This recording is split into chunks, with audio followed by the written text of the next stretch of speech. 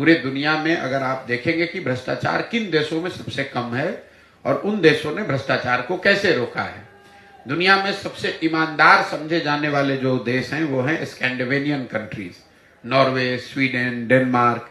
वहां पर सबसे कम भ्रष्टाचार है। उन देशों में भ्रष्टाचार को कैसे रोका गया? उन्होंने 4 चीज किए। पहला, ईमानदार जनप्रतिनिधियों का चुनाव होना चाहिए।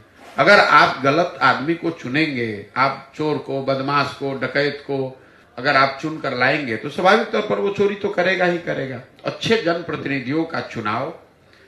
दूसरा, सत्ता और संसाधन का विकेंद्रीकरण। सत्ता और संसाधन दोनों का इतना केंद्रीकरण कर दिया गया है कि 5 ही आदमी पटना से बैठ के निर्णय लेता है कौन योजना बननी है, कौन योजना रुकनी है, कहां पैसा जाना है, कहां पैसा नहीं जाना है। इसीलिए आप हर जगह सुनते हैं भैया बिहार में बड़ा अफसरशाही है। तीसरा, जन भागीदारी।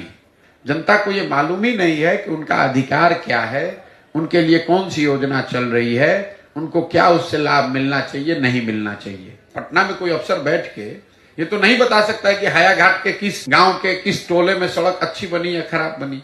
जहां बन भी रहा है उसका क्वालिटी खराब है। लेकिन अगर आपके घर के सामने सड़क बन रही है और आपको ये मालूम है कि इसका ये मापदंड है, इस आदमी को बनाना है, तो हर आदमी जगह या न जगह कम से कम जागरूक जनता जो है वो खड़ा होकर पूछेगी कि भाई ये क्यों इस तरह से बनाया जा रहा है या नहीं बनाया जा रहा है। और चौथा, बड़े पैमाने पर तकनीक का, टेक्नोलॉजी का प्रयोग। जैसे बिहार में मैं आपको एक उदाहरण से समझाता हूं।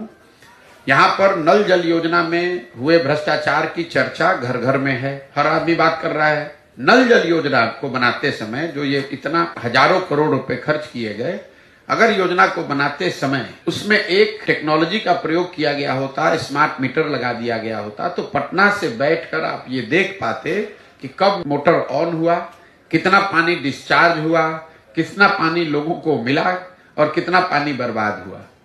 अगर आपने उस तकनीक का उपयोग किया होता तो आपको गांव-गांव में पूछने की जरूरत नहीं थी कि योजना चल रही है कि नहीं। पटना में बैठा हुआ एक कंट्रोल रूम बता सकता था कि आज कितने नल जल योजना में सुबह में 8 बजे मोटर चालू हुआ, कितने जगह मोटर चालू नहीं हुआ, कितने जगह पानी कितना डिस्चार्ज हुआ। इन 4 चीजों के समावेश से भ्रष्टाचार पर बहुत बड़े पैमाने पर अंकुश लगाया जाए। खत्म नहीं होगा, खत्म बिल्कुल नहीं हो सकता है, ये आप मान लीजिए। ये जो कहता है वो झूठ बोलता है।